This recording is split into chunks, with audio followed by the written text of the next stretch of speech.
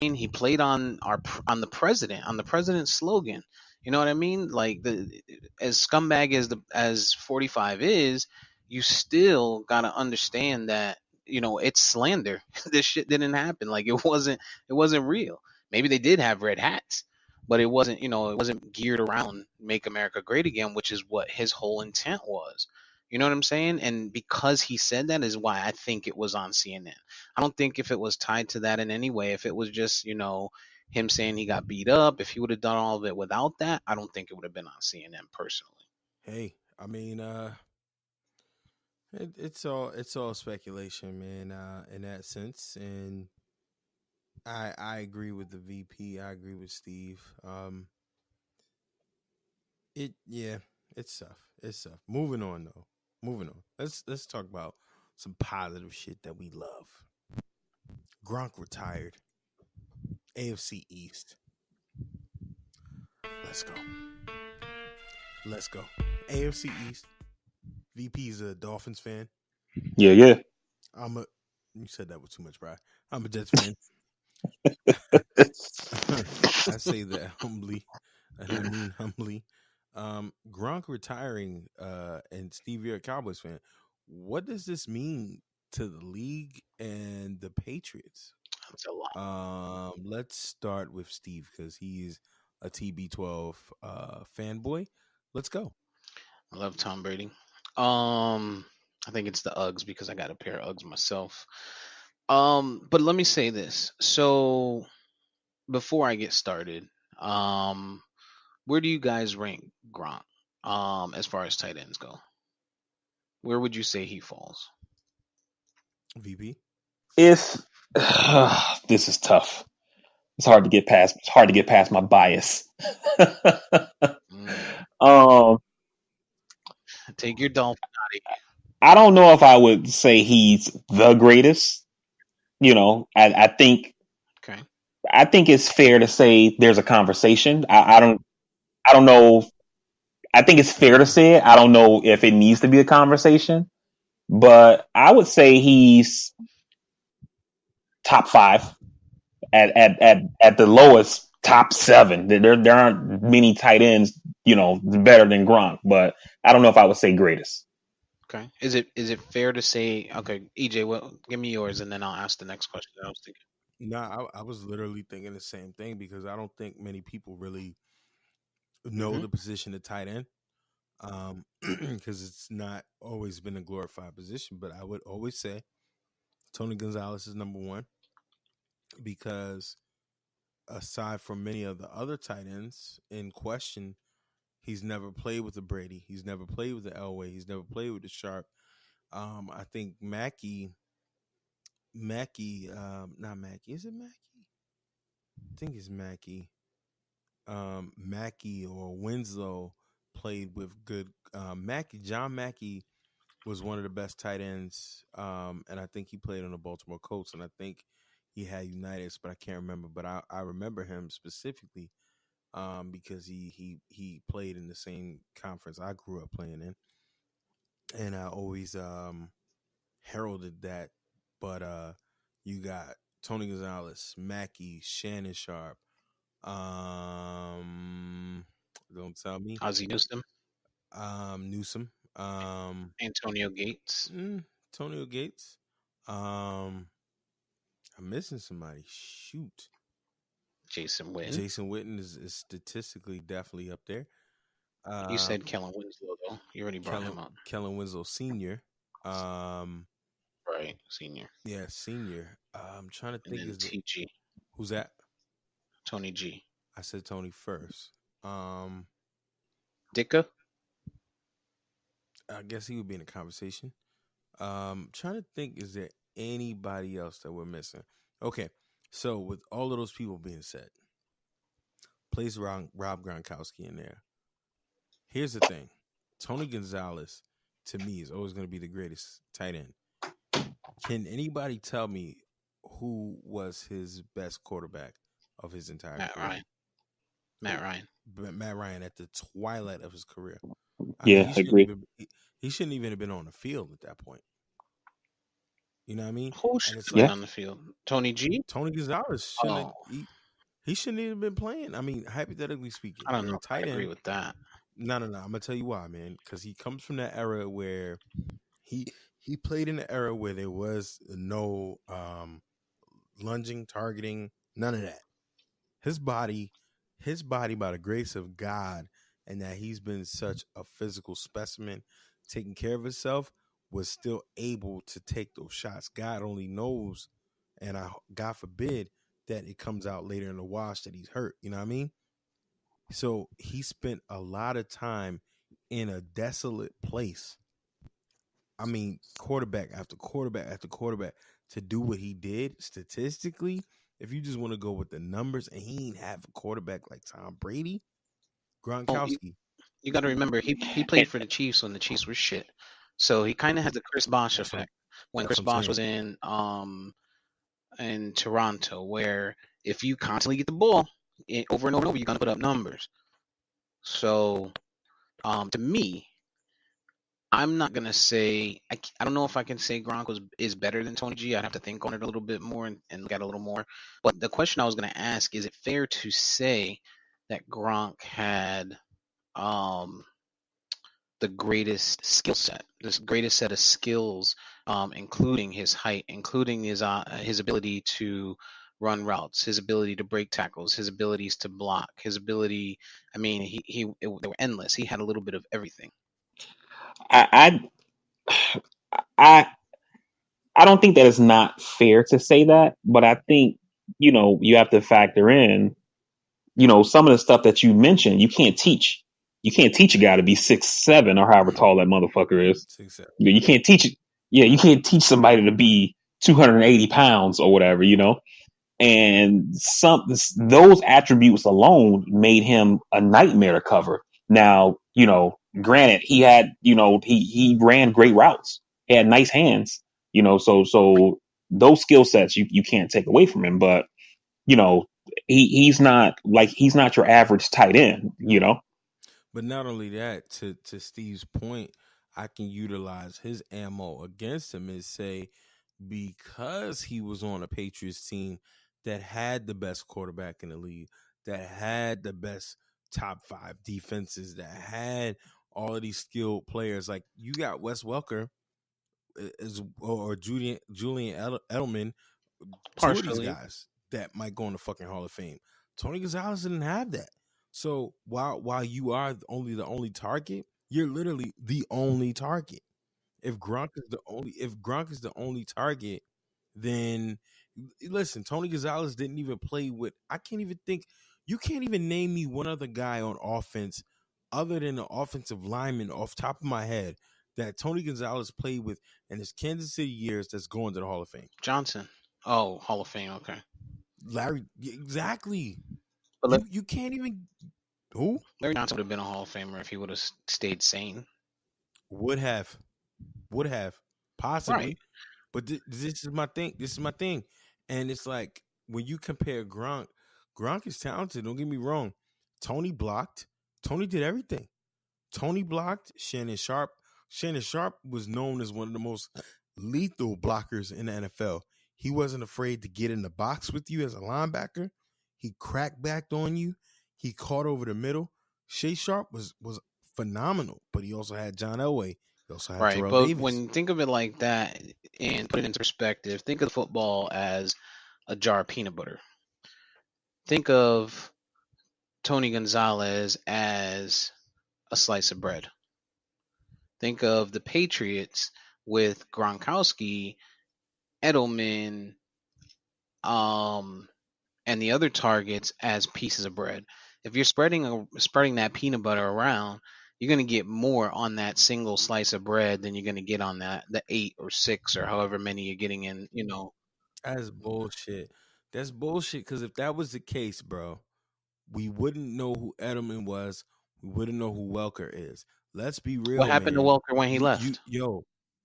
It don't matter. The thing is, he's had countless years of success under this umbrella.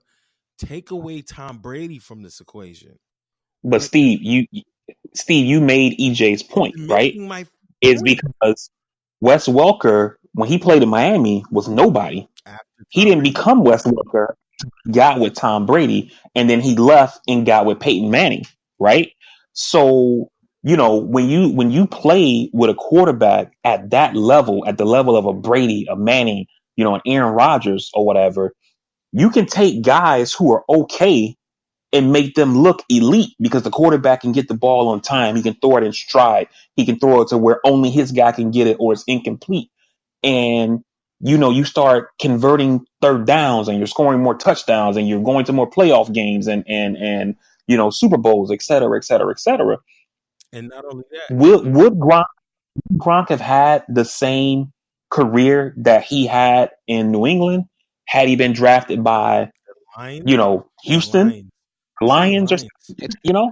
it's hard to No. say. Look at Calvin Johnson. Calvin Johnson was Yep. one of the most elite. Okay, not the Lions. To the point that VP is making, when you have to listen, the Patriots for at least 10 years, you cannot scheme them defensively. Period. There's nothing you could do to them. If you decided to double Gronk, Wes or whoever else is gonna kill you. And it's been evident in the play and in the numbers. And he's been fortunate. Now, I'm not taking anything away from Gronkowski. What college did he go to? Anyone? No one? Okay. Nope. Not gonna say anything about it. Gronk went to Arizona. You choppy. Say that again. He went to Arizona. Okay.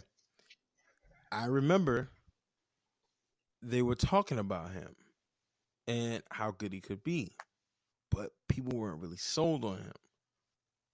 But they were. And then he goes to the Patriots. It becomes the perfect match made in heaven, not because of him and his talent solely, but because he's going into a system that is ready-made, the best quarterback in the last 15 years. Tony Gonzalez, name me one other person that he played with in his prime that you can remotely compare to what Gronkowski's got. You can't. Right, you're missing my point. My point is that You're he making had, my point. when you're talking about numbers specifically, when you're looking at just numbers, I'm looking at everything together, including skill set. Gronk was a monster without, when Brady wasn't playing too, when he was hurt, and there was season?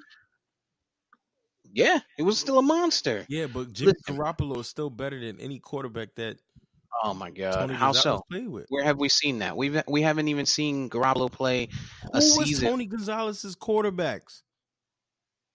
Elvis Gerback? Tony Gonzalez was getting 155 targets a season.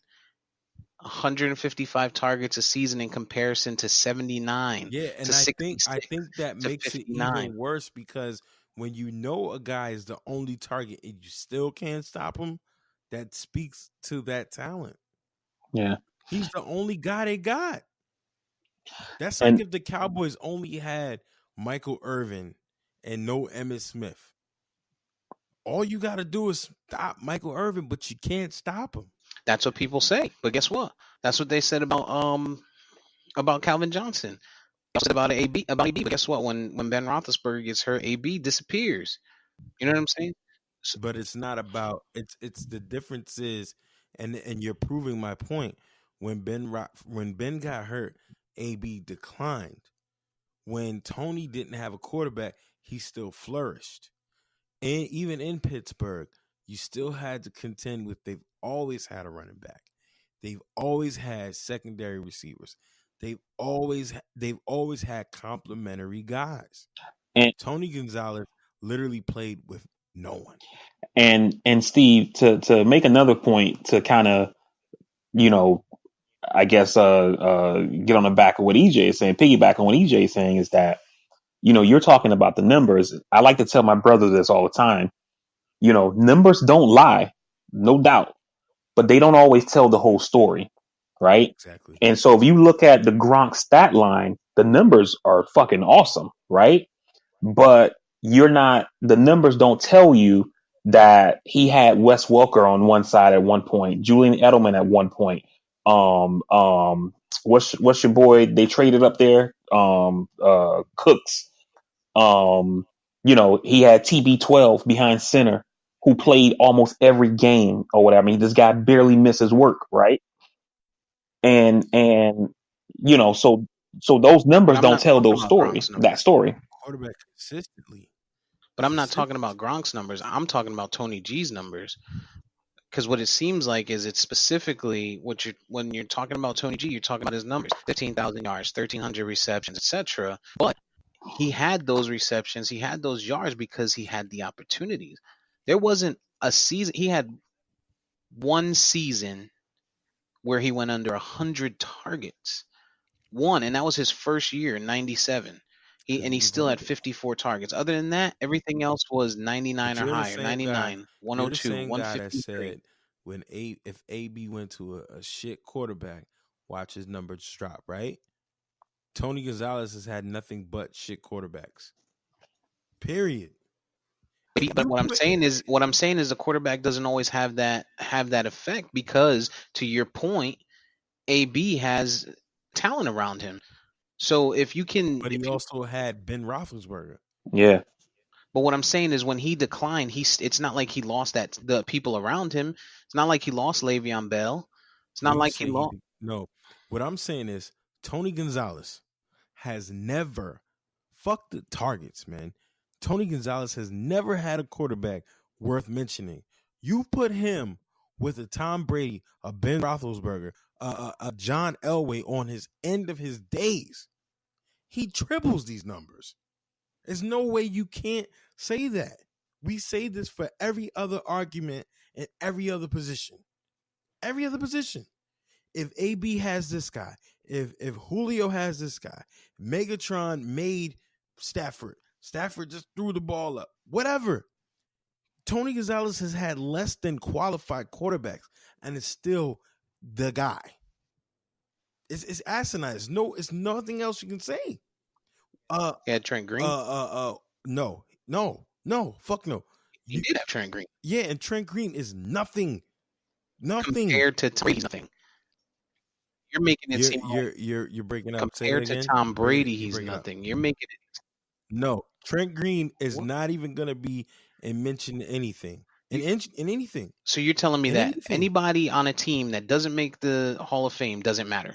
What I'm saying to you is Trent Green didn't make. He made it, bro? So you're telling me Trent Green couldn't make throws to Tony Gonzalez? I'm asking you, had he made a Pro Bowl? Has he made a Pro Bowl? Or sure, anybody can make a throw when you're throwing to Tony Gonzalez, whose catch radius is crazy. When you're talking about Jason Witten, people like to shit on Tony Romo, but he's arguably one of the better quarterbacks to play the game. You're gonna listen. Line up any one of these quarterbacks that any one of these tight ends had. Tony Gonzalez will always have the shortest end of the stick. That's a fact. You mean to tell me that you going on bat right now to say Trent Green was that guy? I never said he was that guy. What I said is you're full of shit. He's good enough. He went to 2 Pro Bowls. What are you saying? He brought them to the playoffs twice. Yes, he was a good quarterback. Was he a good quarterback? He was a good quarterback. 28,000 yards in 11 years, 162 touchdowns, 60% completion percentage. That's not a good quarterback. Yeah, well, when you throw the ball enough, I mean, it's the same argument. But you're throwing at Tony Gonzalez. What? So Larry Johnson didn't matter? So Priest Holmes didn't matter? He had running backs. How many years? These are players that were on those teams. You're making it seem like Tony Gonzalez had nobody. Like he was standing out there with fucking high school players. Chopping up, bro. You're making it seem like he's standing out there with high school players. No, what we're making it seem like is in comparison to every other tight end in question, Tony Gonzalez has never had what they had.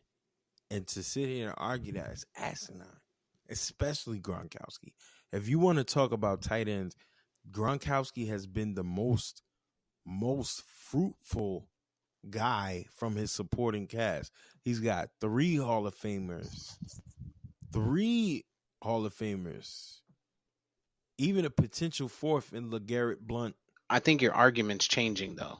Your argument at the beginning on his was cast. he had nobody around him. Your argument now is he didn't have what those other guys And had. Those are two different arguments. No, I've said it both. I've said it each time. I've said it each time. I still think he's had nobody. You think Trent Green is somebody. I don't think he is. Priest Holmes had a short run. 4 or 5 years. This 4 or guy 5 played years? for a long Larry time. Johnson, same thing. Those They're 4 or not Hall of 5 years, Famers. they were there with him. They were there on the team. Then he had Jamal Charles after that for a year. He had Dwayne Bowe on the other side the year that he had a good year. Dwayne Bowe ain't been. Come on, man. Come on, man. You're reaching. No, you're reaching. disqualifying every qualifying asset that goes against your argument. No, I'm not. What I'm saying is Tony Gonzalez, for the prime of his career, didn't play with any of those guys. He got with Larry Johnson and Priest Holmes at the back end of his career. What year was it that he played with Larry? So since you want to go into depth, what year was it that he actually played? 05 maybe. What year was he? He played for 16 years. Okay, and he started in 97. That's halfway through. That's halfway through his career. That's a long time. He had these players. Yeah, so half of his career. How many years has Gronk played? Maybe 8. How many years? No, I'm lying. Played? I'm lying. 9 or 10 actually for Gronk. Okay. So an amount of time about that Tony Gonzalez played, right? He didn't have any of those guys.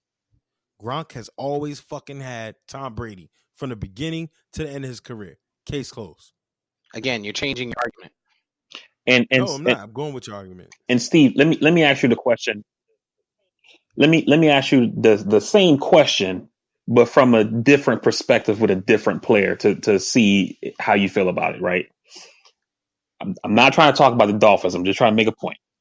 Would you consider Mark Clayton and Mark Duper to be, elite receivers or great receivers? No. No. But they had Dan Marino, and they did numbers for their career. 8,000 yards each. One finished with 70-something touchdowns. The other one finished with 80. You look at somebody like a T.O. T.O. got like 10,000 yards and 100 touchdowns, right? So, those guys did pretty solid numbers for a career. And on Clayton's end, Clayton was only in the league like 8 years. Duper at least played 10 or 11, but they played with Marino. They're not elite or great, but they did numbers because they had a quarterback like Marino who could deliver. Going back to your point, Steve, for the first 8 years of Tony Gonzalez's career, let's utilize both my points. For his first 8 years, for half of his career, let's mind you, he got hurt. When? Right? At this time. When did he hurt? Cool. It's expected. It's expected. When? He played 16 games. You remember when he had a hip injury? Tony Gonzalez? Nah, I'm just saying he's gotten hurt. I'm not fact checking it. I'm not fact checking it like you. But stick to my point. 8 years of his career, he had no one. Right? So then the back 8 of his years, he had various talents. Not Hall of Famers, but great. Gronk, since his entry to the league, has had Hall of Famers. Period. It's a fact. There's no arguing that. And also, EJ, not to mention the Hall of Famers, he not only had somebody like a Tom Brady from the start to the end of his career, he also played under one coach, one system. Where other guys, head coach get fired, you got to get a new system, new offensive coordinator, new this, new that. So you got to also factor that in too, where Gronk has played in one system his whole career, where somebody like Tony Gonzalez probably went through 3 or 4 head coaches, 5 or 6 coordinators, and however many quarterbacks. Look at RG3. And I don't think RG3 is no great quarterback, don't get me wrong. But I've heard people argue that they think part of what fucked him is that the dude gets drafted and had to learn like 5 different systems throughout his small career. And it's like, as a quarterback, how do you get grounded when every year you change the system? His injuries killed him. That was the big issue for RG3. But the point that I'm making for Tony Gonzalez is he got opportunities. So regardless of whether he had the talent around him, he had more opportunities. You didn't have to spread the ball around. How many times do people talk about the Golden State Warriors and they talk about, Boogie Cousins or Booby But Cousins or somebody like you're that? contradicting your argument, because for the No, last I'm not. for the You're last not letting for me the finish latter the statement. for the latter 8 of his career, you said he had people, right? So either those people were good or they're not. Either the ball was spread around or it wasn't. He wasn't the only guy, according to you, for his last 8 years, right? He wasn't. He was Okay, not. so He was not. okay, so So your point is that Gronkowski always had Tom Brady. He always had great people. absolutely, that's a fact. And your other point is Tony Gonzalez didn't have the same people. For his first 8 of his years, he had nothing like Mhm. that. And to your point, And that's fine. to agree with you, for the back 8 of his career, he had guys and he still put up numbers. He's never had under 100 targets is the point. So if you're giving people volume, they're going to catch the ball. That's it. Eventually, they're going to catch the ball. If I throw the ball at you 100 times, you're going to catch the ball 50 times. That's not always true, because you No, can that's always true. have targets No, and it's not true. have completions. It's true. That's not true. You're going to have That's not you're true. going to have a completion percentage. Julio Jones has all the What? targets in the world, but doesn't have the touchdowns to show for it. He doesn't have the touchdowns. He has the catches. That's what I'm saying. But that ain't the only thing that defines Tony Gonzalez. He's got the touchdowns. He's got the yards. He does everything. What do Tony you mean? Gonzalez has 111 touchdowns. That doesn't compare at all to many of the others. For the amount of targets that he got, the amount of yards he had, he should have had a lot more touchdowns. If he had a Tom Brady, we'd be talking a different story. We'd be talking a different story. If he had Tom Brady caliber quarterback, Tom Brady, we would be talking differently. right? And Gronk had him his whole career. What are you not seeing? When you're talking about the greatest quarterback of all time, you can't compare apples to oranges. What? The quarterback made him better. Absolutely. I'm not saying that Tom Brady didn't help with Gronk's career. That's it. End of story. What I'm saying, though, no, that's not the end of the story. What I'm saying is that if you give somebody volume, it doesn't matter. If you shoot 150 bullets at somebody, you're bound to hit them 10, 20, 15 times. You shoot at somebody 5 times, you might miss them all. Volume. I mean, it's science. That's not, you know what I mean? You can't dispute that. Yeah, but it's also easy to say, if I know you're the only target, I can easily stop you. Tony Gonzalez, no matter who the quarterback was, could not be stopped. He was stopped 40% of the time if he had a catch percentage of 60%. So then your ratio about the targets is fucking asinine then. Like, what are you saying? Like, if he only caught 60% and they threw it to him 200 fucking times a game, then he should have had a higher percentage based on your knowledge. Because if you keep throwing to him, he's going to catch everything, right? This guy, Gronkowski, had Tom Brady, the best quarterback, 2 Hall of Fame wide receivers. Stop the bullshit. You love Tom Brady. You love the Patriots. You're fucking biased, man. I'm sorry. I think the difference is you hate them. You're a hater. I don't hate them. I actually respect them. I actually respect them a whole lot. I've actually, when it compares to me and Vari, sounds like you're I'm the one who always respects them. The Patriots are great. No, it only sounds like hate because I'm proving you wrong. No, you're not proving me wrong, though. How are you proving me wrong? Explain to me. Bro, Gronkowski has had the best quarterback and supporting cast. Okay, we've already established that. Period, bro. Tony Gonzalez, for half of his career, did the same thing with less. Counter that with volume. Proceed. He had to have volume, man. You can have volume, but if you're not good, you're not gonna do anything. He's taking this volume these volume throws from shit quarterbacks. No, you're wrong. From shit you're quarterbacks. Wrong. I know, because it's against the because Patriots. you're wrong about volume in general. You're telling me that volume means absolutely nothing. Volume means everything, and not just this. I disagreed with you. I said you can have volume, but if it's from a shit quarterback, that doesn't mean you're gonna be successful. What? Eventually, you have to catch the ball. You play fantasy football. We know what garbage time. You watch football. We know what garbage time catches are. I'm talking real time stuff. Just because somebody throws to you, listen, targets. So Every target is not going to be on point. If you have a shit quarterback, just because they threw it your way, how many times did they throw it out of bounds? How many times did it get broken up? How many times did you fumble the ball? How many times did it slip? That doesn't tell the full story. Just like Vari said, Volume equates to production. Period. You can't tell me it doesn't. You put a basketball player out there. You let a basketball player. You let a basketball. It's volume. I'm not talking. The same sport. If you say so, EJ. Not the same sport. Put a running back out there. Put a garbage running back out there. Hand the ball to him all game. He's gonna get 100 yards. It's not the same position. Oh, a handoff. We're talking to a word. Listen.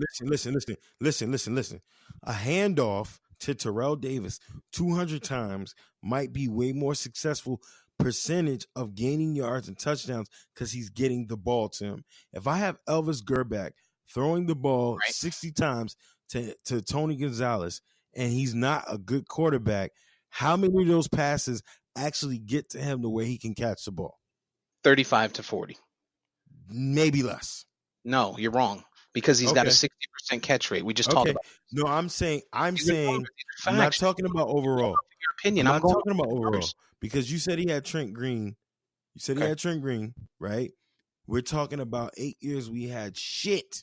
So even though he's targeted 155 times, that's targets, bro. That doesn't mean every ball gets him. Again, it's opinion. But we can do what ifs all night, but I don't think we have time for that. So we'll agree to disagree. Your fucking love for the Patriots is disgusting. The Patriots. I don't understand how a Gronkowski argument means that I love the Patriots. Because you love Tom Brady. I don't understand how loving Tom Brady has anything to do with Rob Gronkowski versus Tony. That was his quarterback his whole career. Again, that has absolutely nothing to do with it. That's your second team. Tom Brady has absolutely nothing to do with skill set. None whatsoever. He can't make Gronk break tackles. He can't make Gronk make plays. Yeah, but you're not saying anything about Tony Gonzalez's ability to do that. You're not saying anything about that. I'm done. You got it. NFL rule changes. Let's go. Or are you mad? Right. Or not? Hey, you got the rule changes? I don't have them on. I know you guys are researching them. Chopping. So pass interference is reviewable for 1 year. Starting with that. I think they got that right. I think it's a stupid rule, but I think that they got it right by making it a 1 year thing. And then revisiting it. I'm not sure how you guys feel about that. When I first heard it, I thought it was going to be continuous. I thought it was. You still choppy, bro. Choppy. When I first heard it was going to be continuous. I thought it was a stupid rule, and I still think it's going to change the game. It's going to make it longer. It's going to nullify stats. It's going to make it hard for people to argue greatness because it's a different game, just like the LeBron and Jordan arguments and things of that nature. They are changing the game too much, I think, with the rule changes that they're putting in, and you can't. You're going to have the camera's going to tell the story now completely. So the human eye, which made people have catches and touchdowns and things like that in the past that went towards their numbers and towards their stats, it's going to impact what's going forward. And now there's no room for error, so it's getting really robotic, computerized in my eyes. VP? Is the VP still with us? Yeah, I'm here. I'm sorry. I had myself muted. My bad. Oh, so I agree with that. I think that is gonna make the game longer. I'm all for cleaning it up, and the refs. I try to ask myself, like, have the refs always been this bad? But I don't think they have. It seems like since they had the referee strike or whatever it was when we had the replacement refs, it seemed like since that to now the refs have just been ass every year. It's like it's getting worse and worse, and the league has to react to it because the fans are reacting to it. You have people like Steve who's dead caught it, the Calvin Johnson catch, the egregious call in the Saints game in the NFC Championship, and you keep having these examples over and over and over again of how the refs are just fucking up. And, at the end of the day, the fans are paying the bills, right? And so they have to respond to them and say, we got to do something. The something that they did, I don't think is the right move. But, I think the NFL just, had to buckle to the pressure. But I think reviewing um, uh, a call that should have been made, I don't know if I like it because, a lot of it's subjective. Maybe, we had the argument in our chat multiple times about the Kiko Alonso hits, right? And while they look bad, I don't think that they were roughing the passer, right? But you're gonna have situations like that where people see something that looks bad and they say we got to challenge this, and you're gonna have players getting ejected and first downs awarded and stuff like that. This stuff is gonna change games, and I don't know. I don't think that it's good for the game. I'm kind of in the middle with both of you guys. As you know, I think the beauty of football is the chance and the spontaneity of things. And to VP, I think NFL refs kind of are the best in the business. I've always said that because the game of football is harder to officiate, just because of the action and the positioning of where you are. I do think too you should be able to review egregious calls. The touchdowns that were called back against the Patriots, 2 years ago, all season, should have been better reviewed. One of the things that they talked about, kickoff changes are permanent, expansion of league order ejections.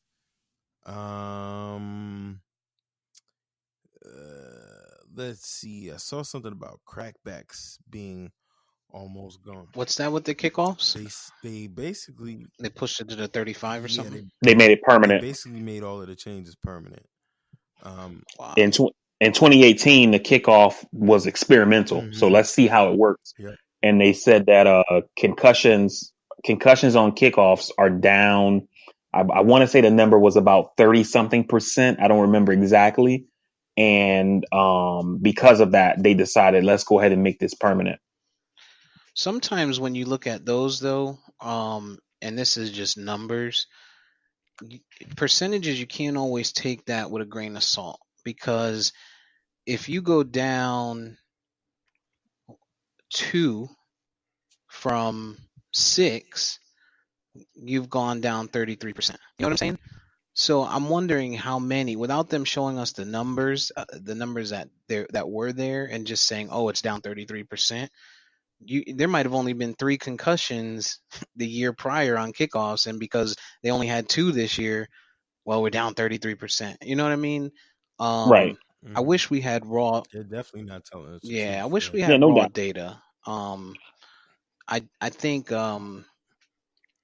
I think the pass interference thing, didn't they review the Saints one? It still got overturned or whatever, or, you know what I mean, where they ended up losing the ball. I thought that ended up still getting reviewed, so I'm not sure. I'm not sure how, I know they reviewed the Dez one. The Dez one was missed live. They reviewed it. That was a catch versus pass interference. Yeah. Oh, okay. I see what you mean. For this change, Steve, you're saying you saw the DB pull the jersey of I can't think of the guy's fucking name right now. The dude from the Raiders y'all got. Oh. Yeah, Amari Cooper. There you go. Yeah. You see the DB grab Amari Cooper's jersey, but the ref didn't see it. So now Garrett can throw a flag and say, hey, I want to challenge this non-pass interference call. The refs are going to go up to the booth, look at it and say, oh, yeah, that should have been a flag, 15 yards, first down, You know what that's going to do? Go ahead. And I think it's a bad call. I think it's a bad move to do that. And then let me say one more thing about the rule change before you jump in, Steve, on the kickoffs. I don't like the kickoff rule either. And part of the reason that I don't like it is that football is, you have 3 aspects to football. You got offense, defense, and special teams. With this kickoff rule, we almost no longer have special teams because most punts are fair caught and most kickoffs are not returned. And you have some teams that do special teams well, you know. And now with the kickoff rule, a team can't say, okay, it's the fourth quarter. Our guy got a chance. He might bring it out. Maybe he gets it to the 40, and then we can get down there and get in field goal range and win this game. Most of the times, they're going to kick it off, and you're going to start from the 25-yard line once that touchback gets taken, and then you're probably going to go 3-and-out because you got to go so far down the field. So it takes that aspect from the game to maybe make something happen in the fourth quarter. Right. And didn't they start talking about recently when they were talking about Hall of Fame this year? They were talking about the future with like Devin Hester and shit like that. Yeah. Being able to get in solely on being a great returner, or who's the other person I'm thinking of? Aside from Hester, that was a killer running or kickoff returner.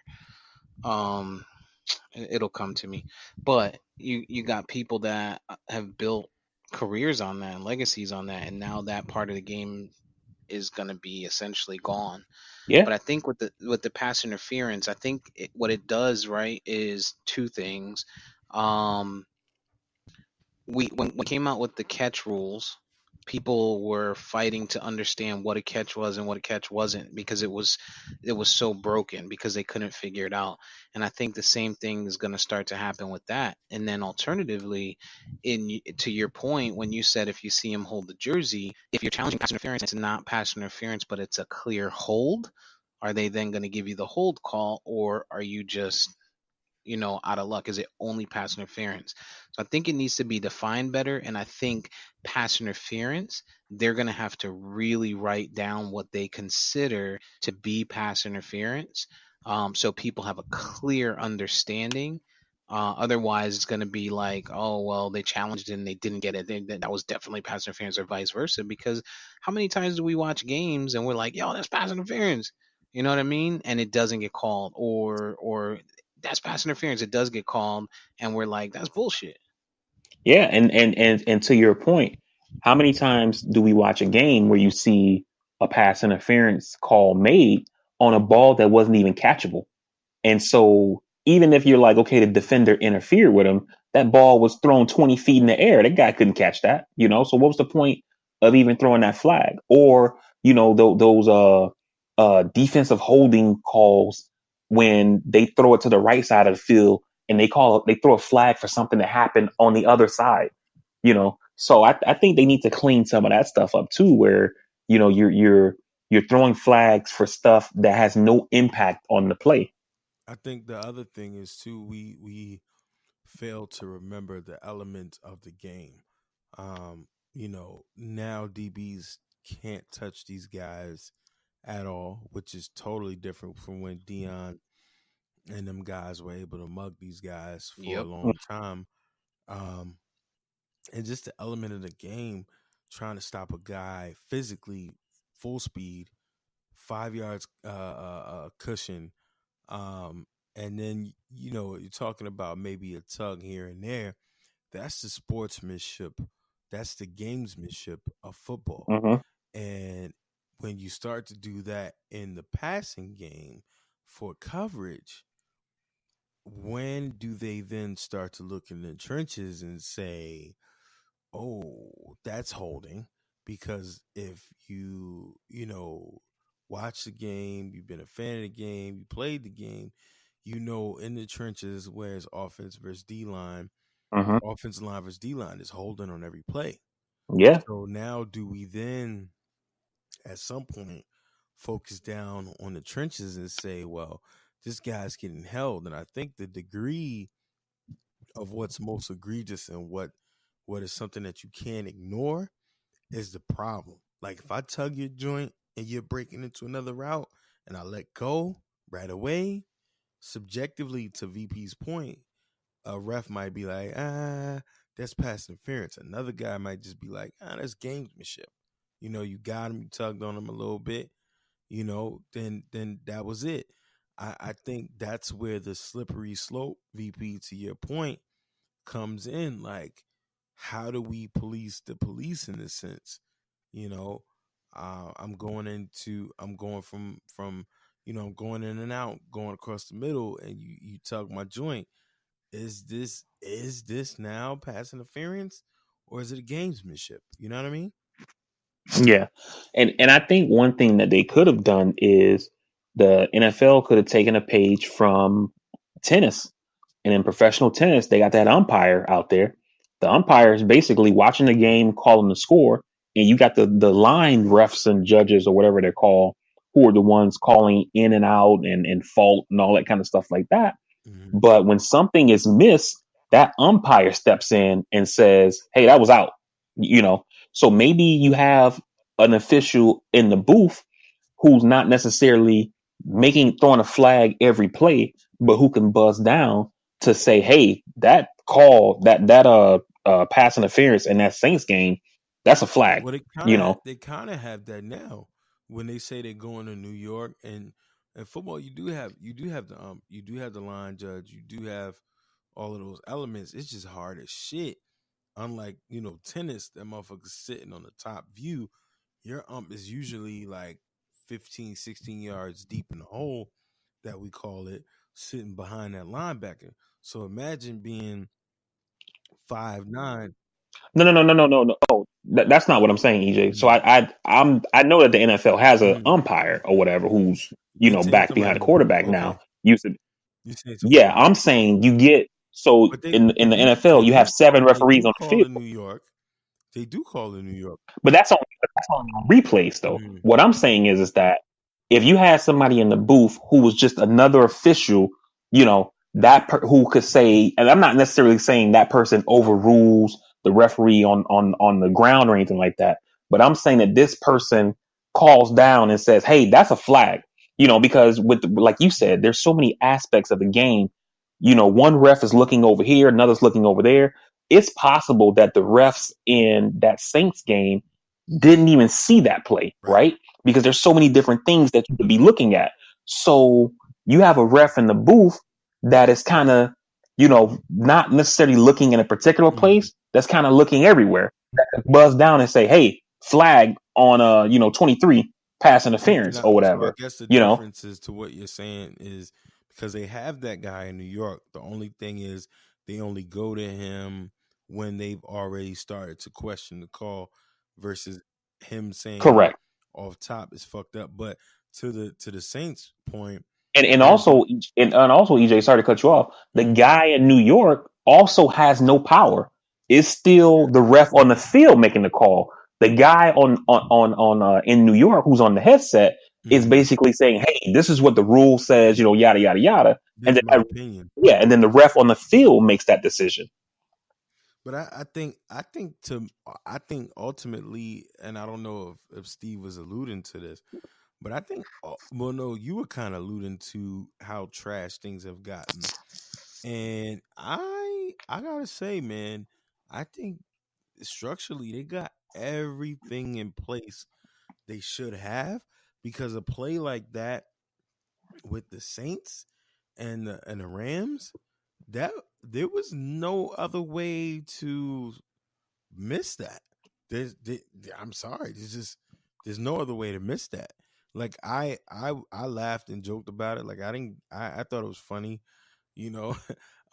But there's no other way to kind of miss that. And I don't know that I think the NFL might be blowing smoke with us, because I don't really see how much should change other than people just doing their job.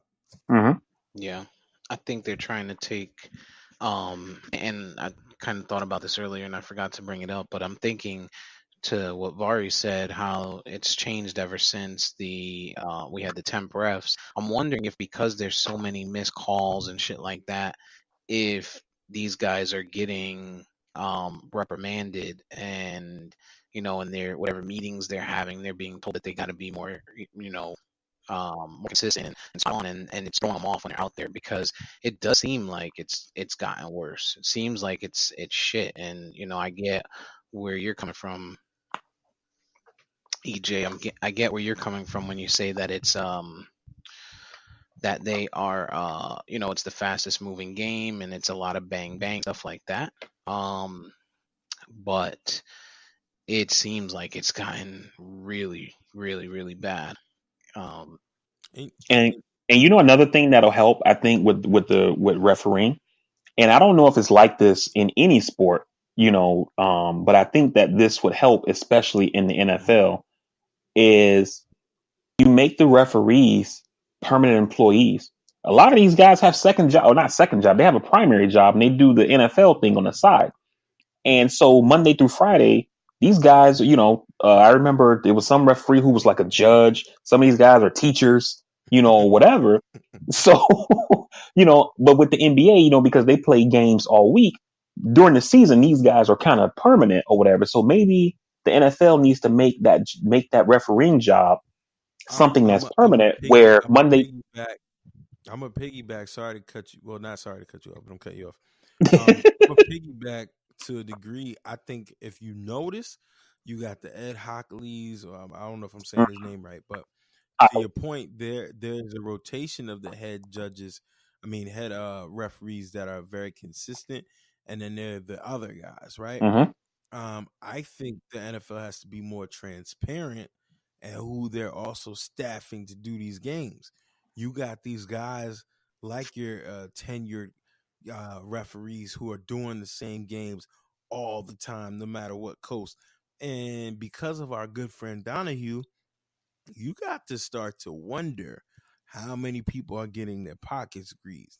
And if you think about it, and all of the BS and the discussion about bribe and all of that, when the NFL was approached with, hey, how do we not know this ain't happening to y'all?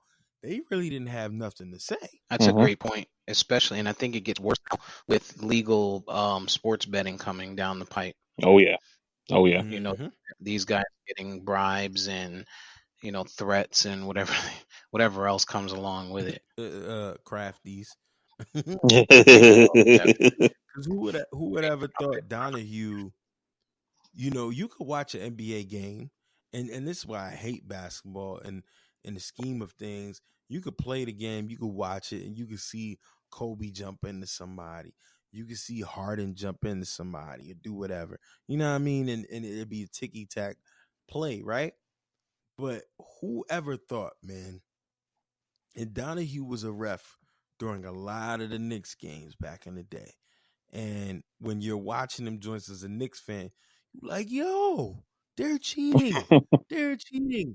And then somebody who's in the opposition is like, yo, come on, dog. That's not true. And then years later, and then as a fan, you accept it. You like, you know what? I was just being a fan. I'm mad. But then years later for him to be like, nah, I was cheating. You know what I mean? And the NFL has never truly to I'm sure they've written something, but publicly harped on saying we've truly addressed this.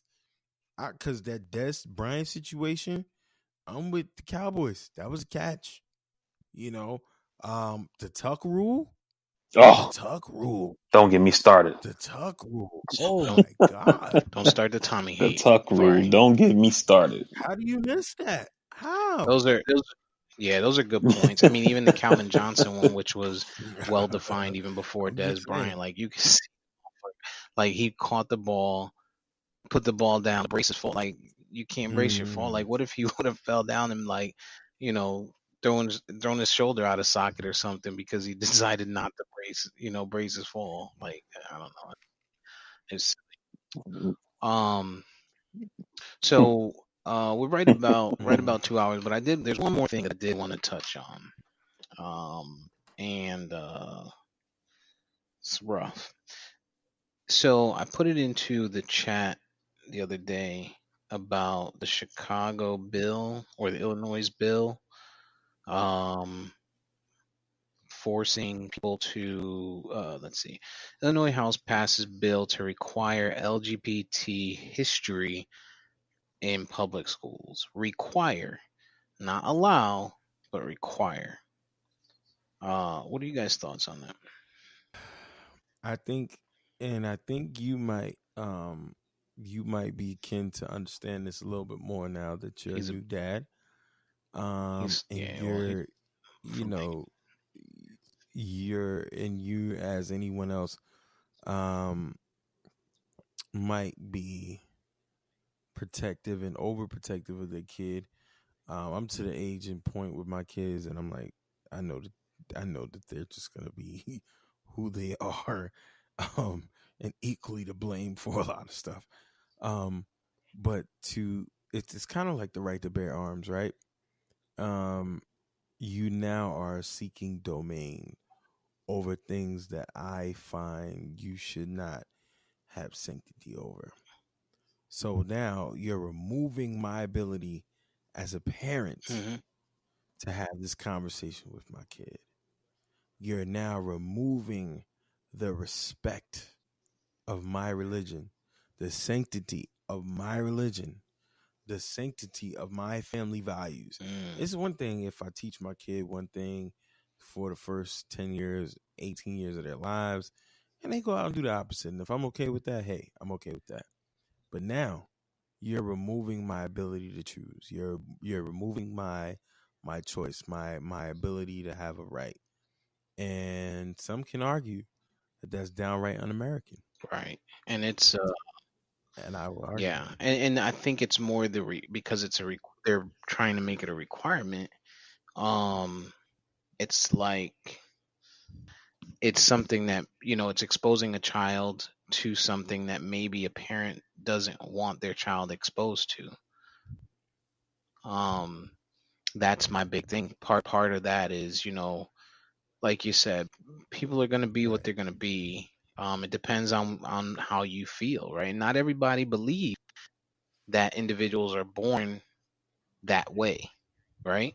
And for people who don't believe that, to now have to send their kids to school to be exposed to that and taught that Mm-hmm. and possibly feel like because they're hearing that and being exposed to it, it could change their way of thinking or lead them into what's the word I'm looking for, to make them inquisitive or make them curious. You know what I mean? I don't support Yeah, and just looking on the practical side. Sorry to cut you off, but to support what you're saying, looking on the practical side, you know, if you're forcing me at a certain time, it isn't even about what we're talking about. Then I have to question because I don't know the particulars. But just like with sex education, it's a reason why it used to be introduced in middle school, like your latter years, because physiologically, if you don't educate these kids, we have scientific proof that if one kid that might be mature enough to ejaculate that. could potentially become a father, right? So with this knowledge, we haven't done the research. We don't know developmentally what this kind of knowledge is going to do. We haven't had the discussion. We just don't know. And like you're saying, you're taking the ability out of the parents' hands to deal with something that is completely foreign, completely new, not only just to kids but to adults. Right. And then the So, question also, go ahead, Barry. well, I had dropped out for a second, so I kind of missed. Can I get like a quick synopsis of what the issue is? So we're talking about the bill that they're saying Illinois was passing to require LGBT history in public schools. Keyword there for me is require as opposed to allow. Um, okay. So I don't necessarily have a problem with people learning about. I guess, I mean, when we say history, like what are we talking about? Like, is it just people who fought for like civil rights for LGBT people? We don't know. So that's what I'm wondering or whatever. Um, I'm the type of person, I feel like, the more the more that you're exposed to, the better chance you have of being a well-rounded person. And um, one of the things that I think is a problem in society is that a lot of people aren't exposed to, different points of view, different cultures, et cetera, et cetera. And by not being exposed to that stuff, it closes off your mind to it. And it's almost like when we talked about earlier about how, people don't believe certain things are happening unless they read it in the New York Times or the Washington Post or something like that, right? And so I think, knowing stuff like this could help that kid. I'm not sure what level they're planning on teaching the stuff or whatever, but it could help that young person grow into an adult who is, more compassionate, able to show more empathy, able to, look at things in somebody else's shoes, et cetera, et cetera. And, because these kids who are going to learn this stuff, and I mean, I know it's just Illinois that you're talking about, but these people are going to eventually become adults and industry leaders and business leaders and the politicians and judges, et cetera, who eventually inherit, this planet and start running things, and them having a knowledge base on people outside of their own, circle, I think is helpful. And so I think, and you might have missed the point, but I think it's the fact that we, and I haven't fact checked it, but I think it's the fact that we're now removing the ability to choose, and we're now putting full control into the government on something that isn't a necessity, to be taught by the school versus us as parents. And so you mentioned exposure. Um, w- eh, and I think Steve might have mentioned when they or what level, but I'm pretty sure in Miami, growing up when Uncle Kirk got too drunk and might have slapped Uncle Cookie, they didn't expose you to that. Same way my Mhm. folks didn't, in the Bronx or me or whatever, wherever. And so it was a matter of the timing and when you expose your kid and when you as a parent feel they're ready. Hence why I was saying with sex education, physiologically at a certain point in time, you got to tell kids about it because there's a chance that they actually might be able to have kids.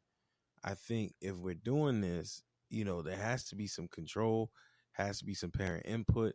You have to at least give people a chance to say they don't think their kid's ready for that right now. I think when you take that out of the hands of these parents, you're riding on a slippery slope and you're doing something Mhm. out of their control and their natural free will to be parents. And I can definitely agree with a lot of what you're saying. Um, at the same time, you know, um,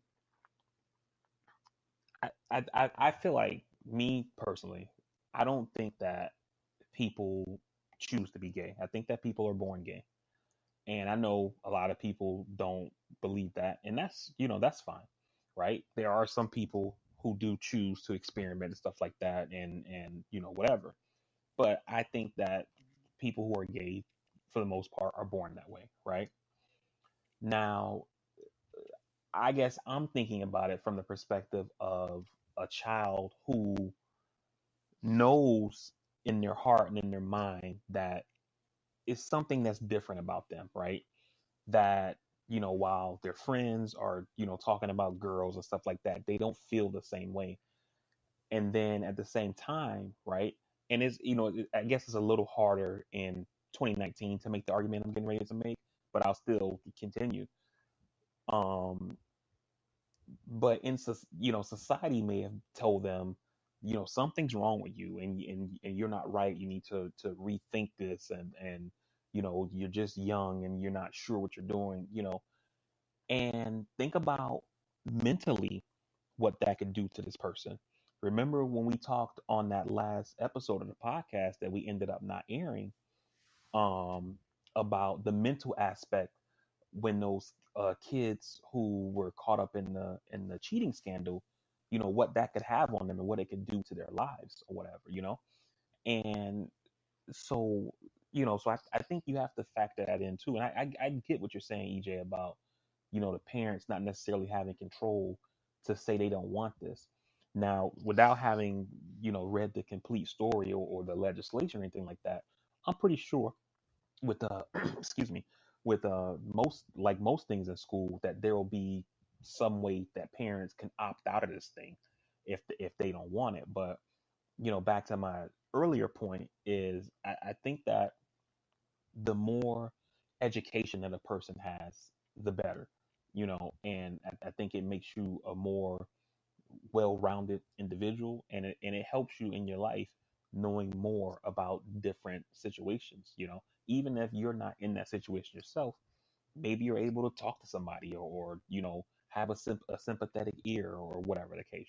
But again, I think the difference is, right, when you're now requiring people to get it, and you're right, we both aren't versed on when and how this is going to be done, but now you're boxing me into a no choice situation. Hmm. So you could be born having a sexual orientation of being gay. That don't mean I want you fucking at 5.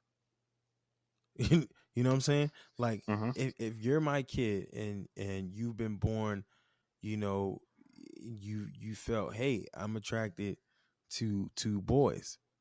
That don't mean I want you smashing at 8. That don't mean that I think you should get sex ed at 9. Cause you could be gay. You ain't getting no buns until I say so. Hmm. You know, um, and so, not the best correlation, but if I don't really want you learning something that I don't think you mature for just yet, Right. I think just when you're saying overall that a public entity now has domain over my child and I don't, that's a slippery slope. and and and I definitely hear that argument, and I'm not trying to discount it, and I'm not saying that you're wrong, um, but I wonder, you know, how much of it is, us as parents. A lot of people, most people's beliefs come from their parents, right? And you have some people who change their beliefs because once they get older and they think, like religion is a great example, and not to start a conversation on religion, but you have some people who grow up in religious households and they go to church every Sunday, and Bible study, and they're in the youth group, et cetera, et cetera. And then they go off on their own once they become adults and they say, man, that's not for me, right? And they may become atheists, or maybe they were Catholic and they become Baptist, or whatever the case, right? But when you look at this thing, um, from the context of people who grow up and their parents are teaching them that anything dealing with being homosexual is wrong, and it's against the natural order of things in nature, and religion, and et cetera, et cetera, et cetera. And you have gay people, who are gay kids or whatever, who are being bullied and killing themselves and stuff like that. you know um I think that it could help to educate these people. Maybe, maybe instead of making it mandatory, they could do something like saying, "Hey, we want to introduce this curriculum into the school system, and for any parents that are interested, you can opt in, and then we'll put this on the kids' schedule, or however they're planning on doing it." Like, while you were talking, I was reading over some stuff, and this one guy who's a co-sponsor of this bill, he says here, from a mental health perspective, I would like to tell you that this will save lives. Bullying is one of the biggest issues we face in terms of not only suicide within youth, but our shooters. When all of us sit around the table and talk about working to prevent crisis within mental health and people losing their battles with mental health, this bill will actually save lives, and it's basically a human right or whatever. Now, I I could agree with some of that, but maybe, like I said, you have an opt in. That's a little sketchy though, because now he's trying to base largely the premise of the plight of mental health being because people are afraid to come out when that in itself is But such a disservice. What about the kid that's homeless? And not saying it's not included, but if you want to have a conversation about mental health and the preservation of mental health, that doesn't just lie in understanding the LGBTQ community. It's a part of it. But if that's the case, make schools, make children be more tolerable to worldly aspects. Hey, there are kids that are in your class that may be foster children, or they may be going through financial hardships. They may be LGBTQ. Make them be more tolerable overall and have harsher and more stringent stuff on bullying. I think that isn't fair I get it, but I don't think it's fair overall to mental well, I health. think what he's talking about from a mental health perspective, is like, let me give you an example. The guy who's running for president, Pete Buttigieg, the mayor from Indiana, or from South Bend, Indiana. He was on the Breakfast Club. It was either yesterday or today, but I watched it today on YouTube. Um, and he made a point about when he came out, and he was like, he spent all these years, you know, kind of pretending to be somebody that he wasn't, so nobody would know that he was gay, right?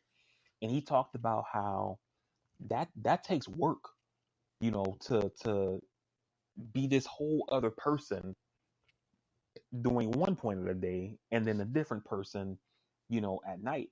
And think about what that could do to somebody's, to their mental, to pretend to be something that you're not, you know and me personally, when I was in the service, when I was in the Marines, I've worked with three people that I was in the Marines with at the time when Don't Ask, Don't Tell was still the law of the land, that I knew were gay, but they had to put up that act and pretend that they weren't. And so that means that this person is worried that maybe somebody saw them at the club, maybe somebody saw them, looking at somebody or talking to somebody at the mall, like just the wrong way or whatever. Is this the day that I'm gonna get Found out?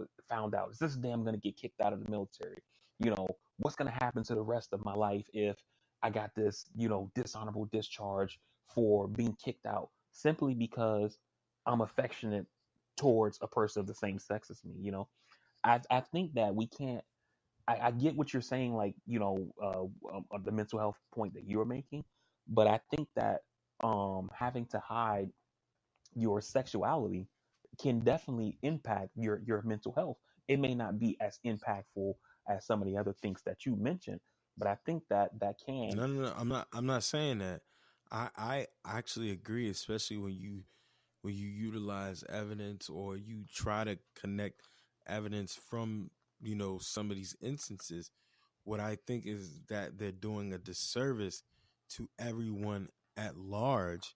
It's not it's not just about your orientation and what you're hiding. There are people that are going through some other things. And when you say mental health, I'm just saying, and this is fact, when you say mental health, it is not restricted to someone's orientation. Yes, that is a part of it. And I'm not disagreeing that it should not be required to learn about it. But I think this is an opportunity to say, hey, let's talk about mental health as a whole. You can't. I just saw in Baltimore. There's a thing out where a kid stabbed another kid because he was getting bullied. A girl just died in a fight. I don't know the particulars in South Carolina over a fight. Let's have the larger conversation of being tolerable to everybody. And so my thing is, and it's probably an unpopular opinion. I don't agree with you, Vari. I don't. I mean, and it could be a long drawn out. I don't agree that people are born gay. as bad as it may sound, and people may not believe that or understand that, but I don't think it's that. And to someone like myself or anyone else that might think that way, it's the exposure in this whole situation. Um, you shouldn't expose children to something that their parents don't want them exposed to. There's a way of life. There's, that history has told us, men and women procreate. You need one man, you need one woman, one woman to, to keep humanity going, to keep us alive. Um, it's always been that way. As far as I look at it, when you guys talk about mental health, I think it's a cop out. Uh, I think it's a cop out for them to say that that's their reasoning behind it. I think that's the easy way. It's targeting people's sensitivities nowadays. Because for what I understand or what I think, as far as the mental health portion of it is, there's other things. To EJ's point, people get bullied for other things. It's not just for being gay or whatever. But I think it could also lead to bullying, right? If you're telling people, hey, this is what it is, this is what LGBT is, and this is the history, and it's okay, and yada yada yada, which is fine. Then you make that child, at whatever age it might be, feel comfortable, which is great. Yeah, they feel comfortable now, making people aware. But now you might have those people that are bullying them. You might have those people that are not mature enough to understand that it's okay to be gay or lesbian or whatever the case is, right? To like the same sex. And now they're going to target this person, and that leads to bullying, and that leads to the mental health, and that leads to the suicide and the other stuff, right? So I mean, the same effects you can have by not knowing, you can cause by forcing them to know, is how I look at it. I mean, I hear you. I hear what both of you guys are saying, and while I don't agree, I don't, and I don't expect you to necessarily agree with everything I'm saying, but I just want to push back a little bit on the being born gay thing, right? And I know people have their own beliefs, but this is something that I always ask people when we get into this debate on whether or not people are born gay, or if they choose to become gay. And what I would ask you or any other person is, you know, are you able to tell me about the day that you chose to be straight? Like, because I don't think that people who are gay sat down and said, got a legal pad or something and said, man, let me weigh this thing out.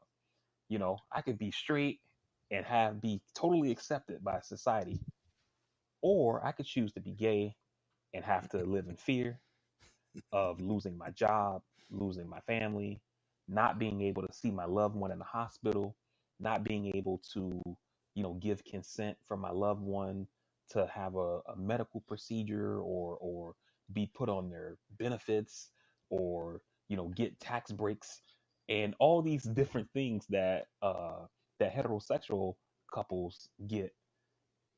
I don't think they said, man, I just want to throw all that shit away just so I could be gay. Because I think this gay thing is going to work out in the long run, right? And I know it kind of sounds like I'm joking and kind of fucking around or whatever, but I mean, to me, that argument just doesn't make sense. I get what you're saying biologically with women and men procreate and things like that, but at the end of the day, people are attracted to who they're attracted to. There are you can look at information, you could Google stuff like this about animals, you know, whether they're, primates Mm. or lions, zebras, whatever the fuck, that have homosexual relationships. They're far and few in between, don't get me wrong, but this shit happens in nature as it happens with human beings or whatever. And so I just truly believe that people are born gay. Yeah, I don't. I think I'm here in the middle between both of you. I don't this. I don't know that there's been any research to ever confirm or deny. There have been theories. There have been trials. There have been all types of nonsense that people have done to try to dispel one or the other, whether someone's born gay or not. I don't think that's the point here. I like you. I want to say, VP. I agree that at some point, with the consent of the parent and the age appropriateness of the child, there should be education on LGBTQ. I also agree with Steve in the sense, and I've been saying that you should not remove the parent's right to have consent and the ability to then do it themselves or not have it done at all. And I go back to saying that I think the person that proposed this bill that's trying to couch this all under LGBTQ as mental health tolerance is doing a large disservice to the mental health community because, in a place like a Washington, D.C., where LGBTQ community is very strong, it is something that people know from a very young age and ongoing. But that isn't the only thing that plagues people, that causes people to do violent things and to do harmful things. I think to catch all and to maybe not catch all as a better word, but to satisfy the mental health conquest, if there is one, and there should be one, someone who works in that field, man, we're talking about trauma. You know what I'm saying? We're talking about the kid I go to school with that I know is in foster care, whose mom just hit me in the head with something, whose mom just hit him in the head with something, and they done moved to 5-6 different placements in one night. That's mental health. That ain't got nothing to do with your orientation. You know what I mean? No doubt. So I think for them to only focus on this and make that their champion, kind of lose to what Steve is saying. And I think it's a disservice. While I think it's necessary, I think utilizing that as a disservice to the overall goal of mental health awareness. And I can definitely agree with what you're saying. And let me just say one more thing here. I kind of wish I knew that we were going to talk about this, because I feel like we need to be a little bit more well read on this particular topic here, because I'm reading as we're talking, and according to NPR, it says here that the bill calls for the teaching of American history in Illinois schools to include positive contributions of LGBT people, but does not otherwise specify what should be taught. It also says that textbooks purchases will include contributions of people protected under the Illinois Human Rights Act, which says individuals will not be discriminated against for their gender or sexual orientation. So just from reading that, and again, we don't know everything. It sounds like they're saying, they want to include contributions of gay people to American history. I don't think that it don't sound like they're talking about, like sex and stuff so, I don't necessarily have a problem with people knowing that, But you still Harvey gotta Milk. explain. You still gotta see again. Bayard Rustin, brother outsider, one of my most favorite civil rights activists of all time. Been an activist since the 40s. Advisor to Martin Luther King. Was openly gay, black man who was married, or not married, but if he could have been married to a white man. Debated Malcolm X. Debated them all. Right? Nobody talks about him. Correct. If you're talking about the contributions of these people who happen to be gay, you still at some point to these children have to then show them what the distinction is between Bayard Rustin and Martin Luther King Jr. So at some point, you still, depending on their age, you have to have this conversation about what it means. And the fact that no matter how much you read into it, how much we piecemeal each source that we're getting and going along to it, when you require somebody to do something and it isn't clearly defined in black and white, you're removing the person and the family's ability to parent their children. And that in this country, as much as capitalism may be a bad thing and good thing at times, you're now removing my ability to parent my kid, whether I want to teach them hate or whether I want to teach them whatever. And it's un-American. What's the difference between forcing this on them and forcing religion on them? Is my question. And Nothing. well, let me ask you this based on what you just said. what's the difference between this and, a parent saying, well, I don't want my kid to learn Black history because I'm a white I don't supremacist.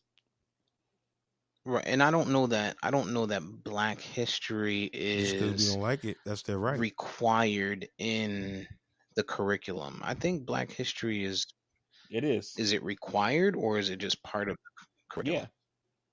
They learn every February. They I don't think it No, it's not. like It's well, no, not. it's not mandated It's by the not state, but required. it's something that It's some. is done every Black History Month. Yeah, it's not in the curriculum. It gets recognized, and then there's even debate on to how much they actually even Mm-hmm. do it. You learn about the same Mm-hmm. guys. You learn about the same contributions. and to what You know, extent? yeah. It's not like And if I am a white supremacist, I'm probably homeschooling my kid yeah, anyway. I don't know if I would go that far, but I think to your point, EJ, I should have the right to tell my kid whether or not, you know, I'm accepting of whether it be white, black, or what have you, right? Someone who's a white supremacist who doesn't accept black people or whatever, they're a shitty person, but that doesn't change their right to have those thoughts and to feel that way and to, you know, carry on that that pattern with Mm-hmm. their children. The same thing for someone who doesn't agree Mm-hmm. with homosexuality. For one thing, it's one thing if they're out there saying, you see a homosexual, you go out, you beat him, you get a bat. You know what I mean? You see a black person, you go out there, you get him, you beat a bat. That's one thing. But if you're just a pro whatever it is, or against whatever it is, you should have that right to be able to tell your kid, and your kid shouldn't have to have that forced down their throat when they go to school. You know what I mean? When you think about boys and girls and kids, to your point, Vari, no one's going to remember the day that they chose to be heterosexual. But if you think about kids that are innocent when they come into the world, they don't remember being hetero or homosexual. It's not on their mind. I think you establish that based on your household and your background. If you many Mm-hmm. of individuals who grow up in a single parent household with just a mother, they may only get a woman's insight on certain things, so they may not know to look for certain characteristics of a woman, or to appreciate Mm-hmm. certain characteristics of a woman until later when they get older, or they get around their friends, or whatever the case may be. Um, so to say, that's why I say I don't think people are fully. I can't Mm-hmm. say without a shadow of doubt that they're born that way. That people are born, gay or homosexual. I'm thinking, to me, I grew up in a household, a mother, a father, boy and girl. That's what life was for me as a kid. You know what I mean? There was the point, every boy goes through, girls are icky and things like that, and you don't start to be attracted until you get older. So I mean, that's where, to me, I don't think you're born that way. Well, I'll tell you, and this is one this is just one instance, so it's not like it's some kind of irrefutable evidence or whatever. My nephew is gay, and um, when that little boy was, he probably was a month old, 2 months tops. I was at uh, Aaron's crib. We've been together since school, since high school, so we were still young. And when I saw him, I said, "That little boy is gonna be gay." I don't like it was. I don't know what it was. Like it was like his mannerisms.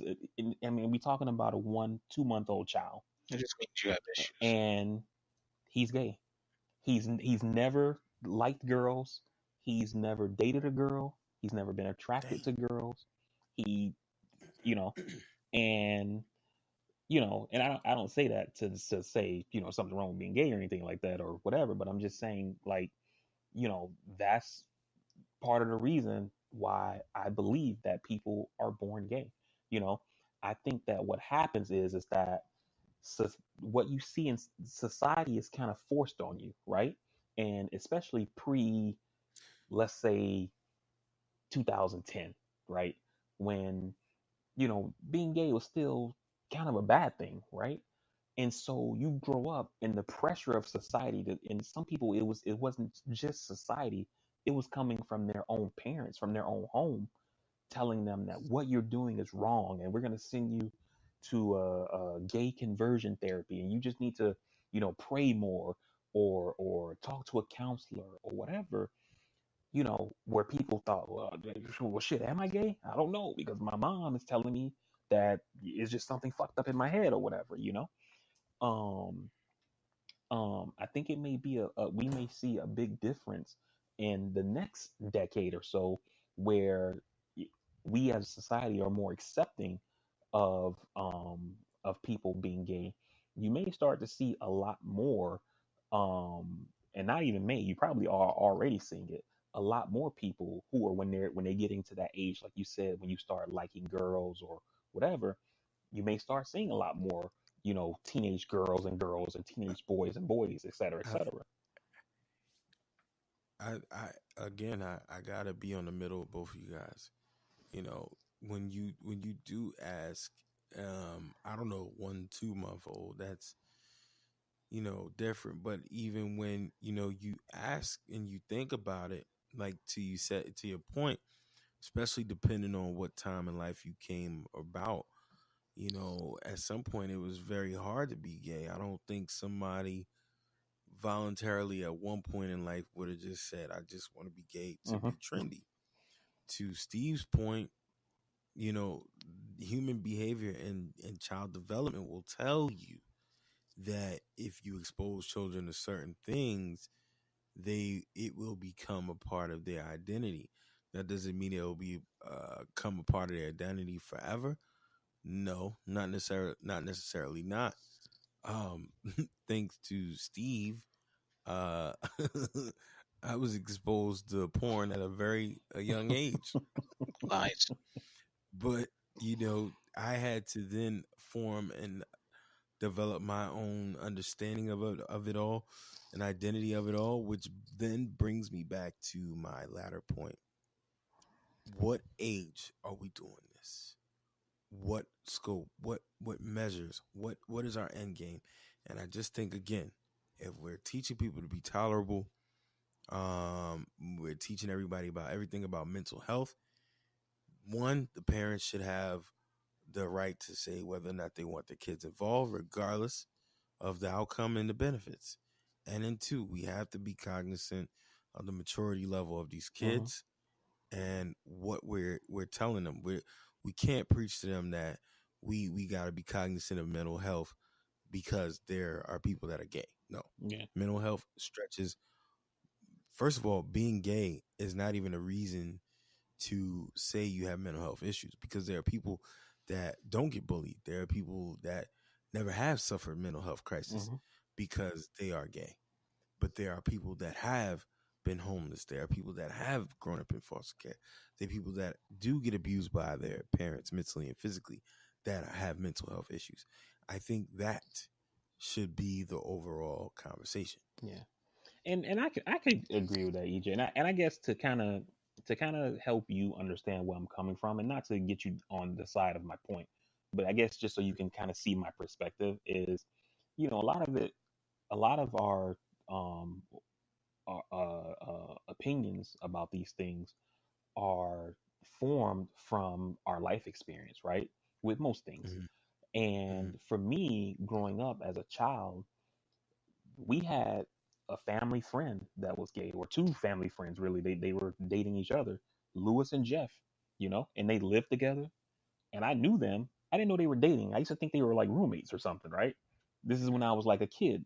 Then, like Steve said, like once or whichever one of you said, once I started getting to that age to where, maybe I've had sex education, I'm watching TV.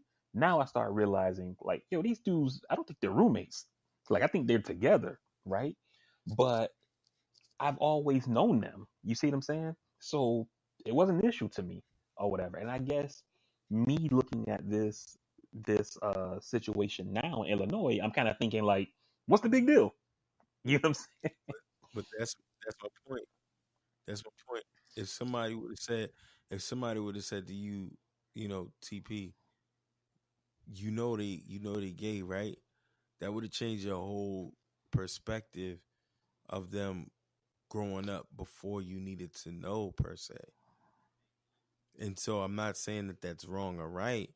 The thing is, back to Steve's point, at what point, if the state is making that decision for you, I got you. what point is that right I for got you. your kid that you birthed? That's the issue. And I think at some point, realistically, when you talk about that, and we talk a lot about LGBT, we talk about the hate, and we talk about the physical harm, we talk about the abuse, we talk about the bullying. At what point do you start holding parents accountable for this stuff? Right? It shouldn't be the state, it shouldn't be the government's responsibility to teach children that Mhm. it's not okay to beat up on a homosexual person. That shouldn't be something that you should have to teach in school. That should be something that, from just a moral standpoint, you know, people should feel like, humans are humans and they're not here to be beat up on, whether they're No gay, doubt. straight, black, white, purple. You know what I mean? And I think for the most part, as a majority, even though our country is fucked up, we can say that people do teach that or instill that into their children, that they shouldn't be beating and whatever. Um, so I get it. I just don't know. I don't know if it's relevant, personally, and I think that's part of the bigger issue for me as well. So, um, that's all I got to say on that. I don't Good, think I have good, anything more to add to that. good debate, man. I mean, I've been in the middle. I've been lukewarm, and I see both points, and I agree with it all, man. And I mean, I think there's some Yeah. some good dialogue here. That was pretty good. Yeah. Aside So aside from Steve's shit chopping up because he was spitting that Patriot shit. yeah, yeah. So I think yeah, we're pretty deep in, and I think anything additional that we have, besides real quick, tomorrow is the start of baseball season, so excited about that. Yes, I'm going opening day Mets versus Yeah, Nationals. definitely excited about that. Hopefully I can Let's go go. Marlins. Fuck. Mm, okay. Nah. Yeah. Undefeated in the playoffs. Yeah. Oh my god. I've only been there twice. Um, but the Yankees though. So, Oh, they got the um, Orioles at home. yeah, I'm excited. Should be a win. I'm excited Should be a about win. the season. They made a lot of moves.